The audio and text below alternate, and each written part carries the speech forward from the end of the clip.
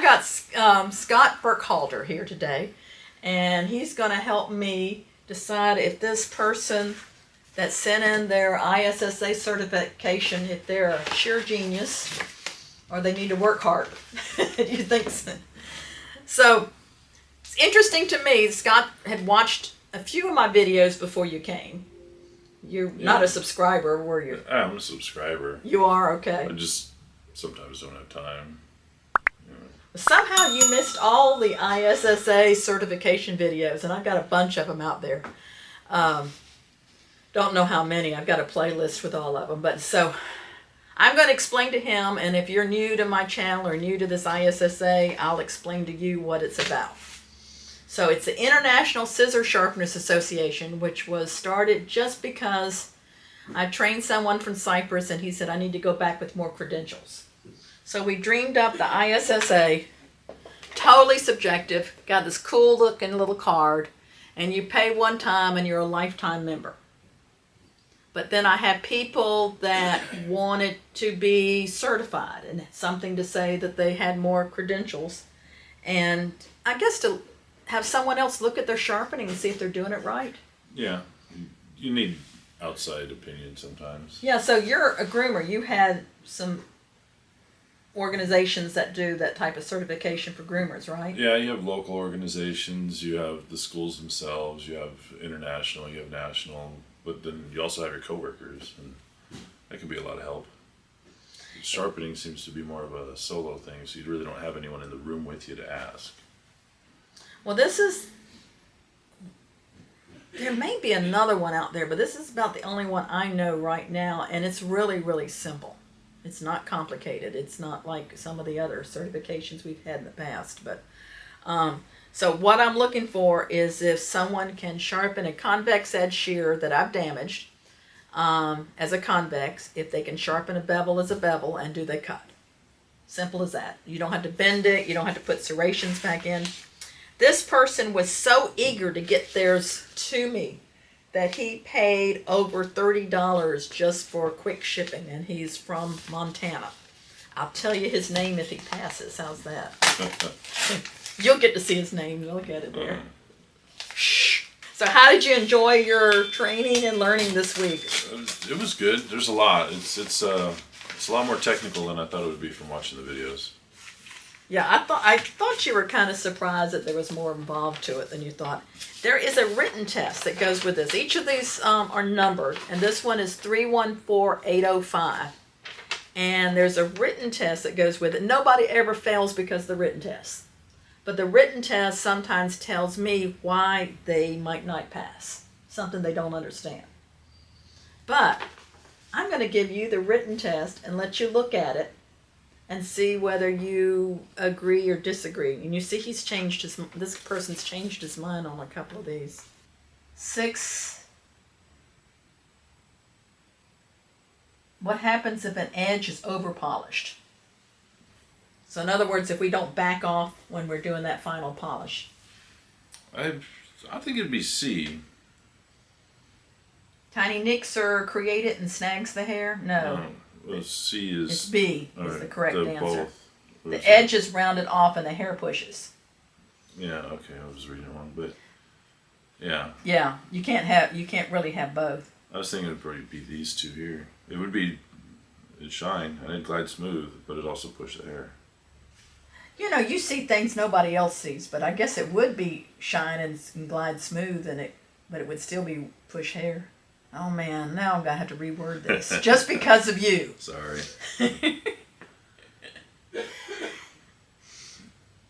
And traditional cut test material to see if the shear will push hair.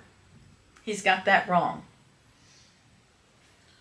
That's a trick question. Well, I mean, if you want to see if it's going to push hair, you'd have to cut hair. You'd have to cut hair. He put wet tissue. If the tip pulls tissue, what problem would be the easiest to fix?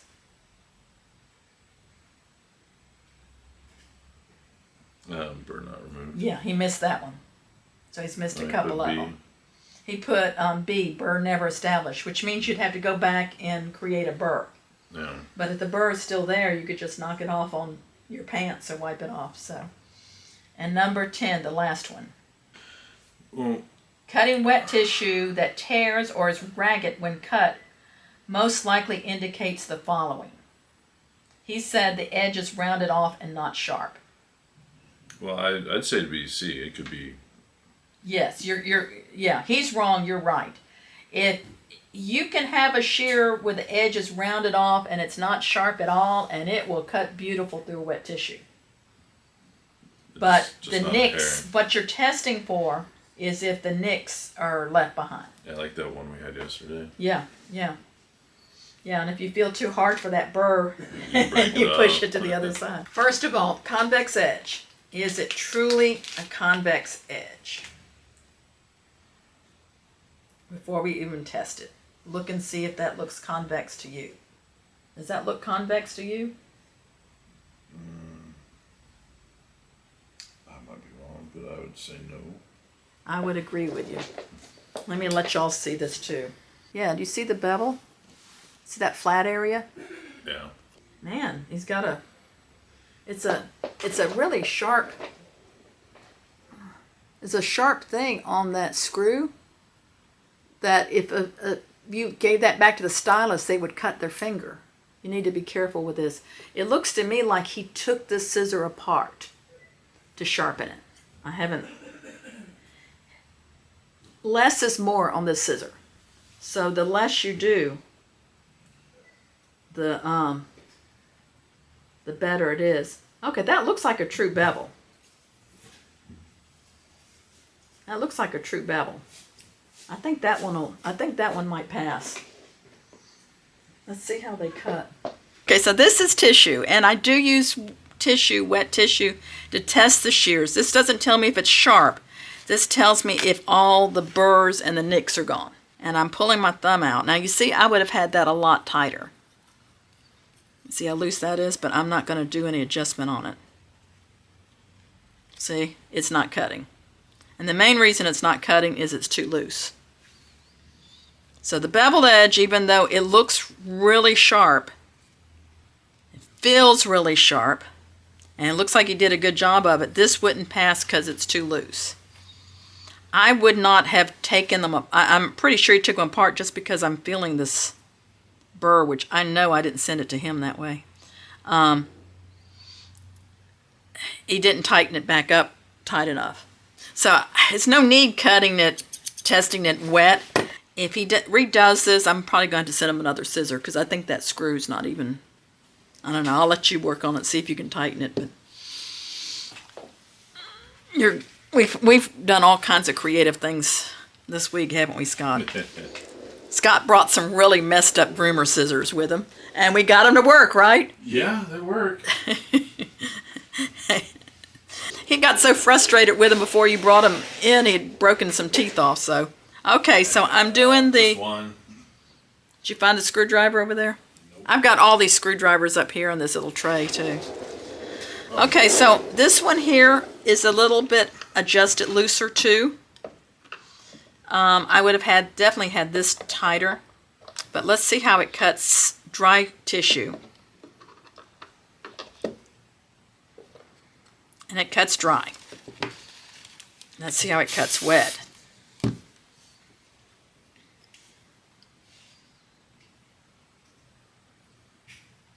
So this cuts pretty nice. Even though it's beveled, even though it's loose, it cuts pretty nice. Let's see how it cuts hair.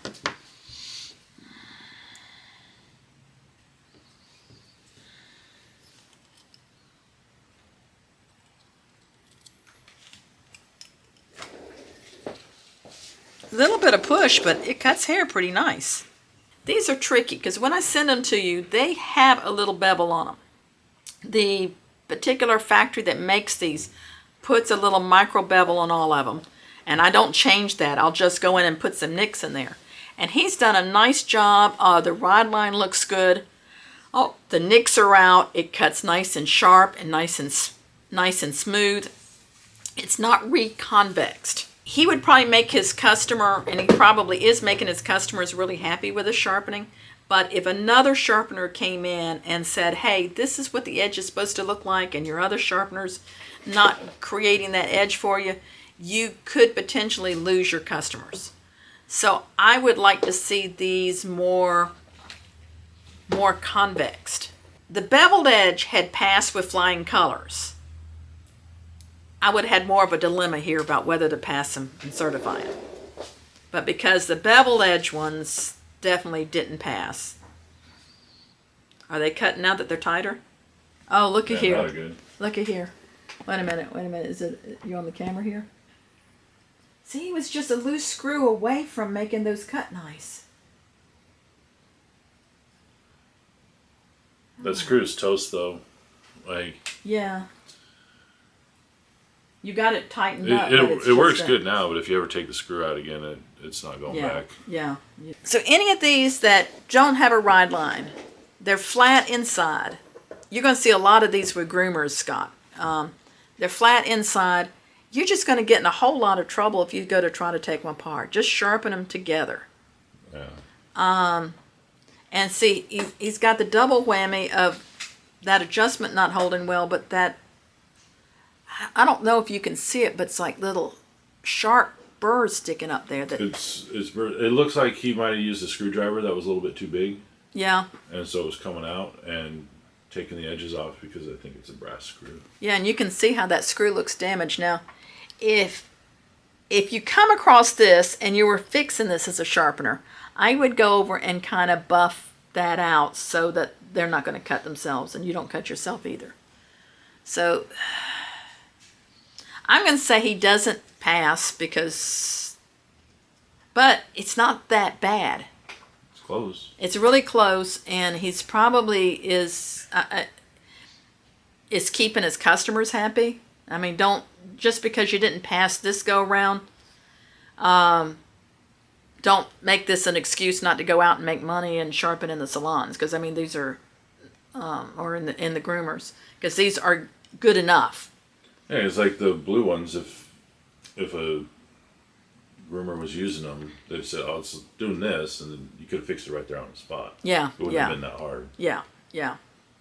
So I would like to send these back and have him go over them again. This one I might just replace with another scissor. Yeah. But one of the things I saw he did correctly was he left the serration on here.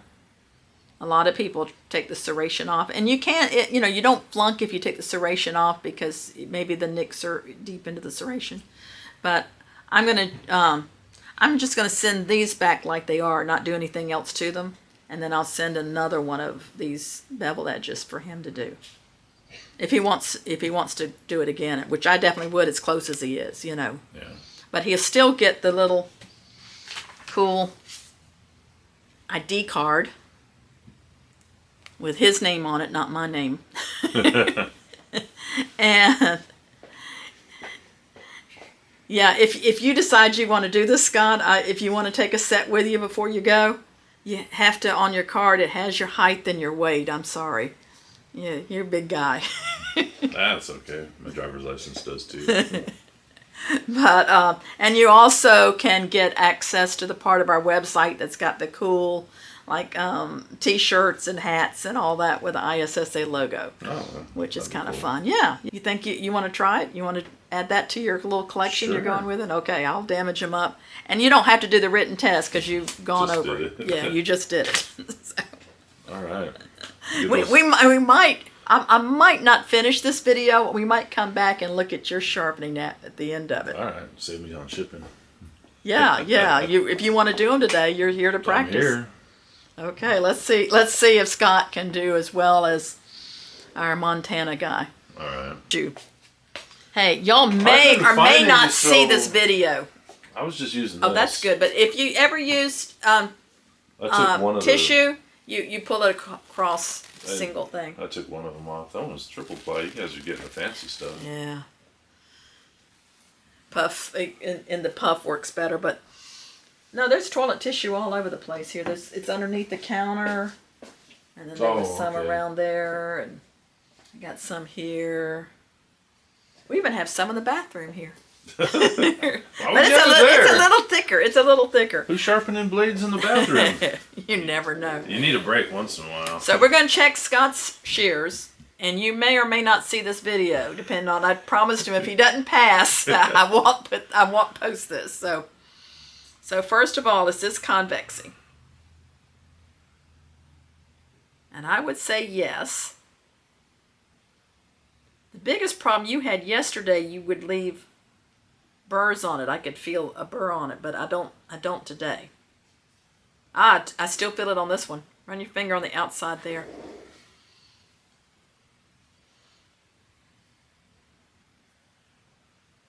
You feel it? Oh, it just feels smooth. Does it? To you? To me, yeah. Feel it with your ring finger. Like I'm running down with my fingernail. Well, no, it's just something on the outside.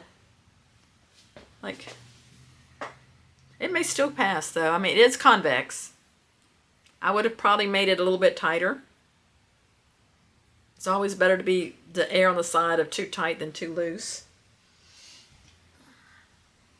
Let's see how it cuts. Because the convex is the difficult one. Cuts dry. See how it cuts wet. Then we'll try it on some hair. Cuts wet. No push. That's a nice crisp cut. I say these pass, but two things I would have done different is I would have made them a little bit tighter, because when I wiggle them, watch them. You see how loose they got? Okay. You got to do them a good wiggle. Ah, look. See, I got it all the way down. So you got, but they passed anyway, even with being too loose. And the other thing, they feel like you just didn't wipe them off good. They just felt like it had some crud on it. Well, I left them on my cloth, so they might have picked something up. Yeah. That was it. What I was feeling wasn't a burr. It was just some crud from the table. Crud from the table. So, I'll give you an A-. I'll take it. A's an A. A-. All right, let's look at the beveled edge. So these you got tight. These you didn't take apart. They are really a bevel. The tip looks kind of a little iffy here. I'm going to be real picky on you. You don't mind? Because yeah, give me that magnifier. I'm going to let you see this and I'll let them see it. Now they'll probably cut fine, but I just want to show you just a little bit what you missed here. You see how that tip changes angles there, right there, that tip. It may pull at the tip. Oh yeah, I see that. Yeah, you see how it changes angles? Yeah. So that may pull at the tip. So, we'll see. Be no fun if it was too easy, right? I don't know. Easy can be fun too. Okay, it cut dry with no pull.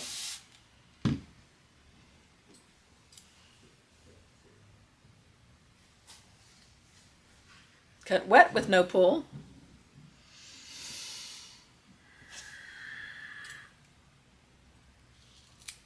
No pull on the hair. Let me see if I can make it pull. Let's see if I can just make it pull. I'm going to use this fuzz. Sometimes like, no? I guess I'm going to have to pass you on this one too. I even cut the serrations back in there. Oh, you did? You took the serrations off and put them back in? Wow, that looks like factory serrations. You did that? Hey, I'm impressed. Oh, thank you. Well, now when you look at them with a magnifier, you can tell they're not factory, but to the naked eye, what you doing in here, Misty? Picking up trash on the floor. Oh, we don't have any trash. I just found one piece. That was it. Come look at his shears, Misty. He did.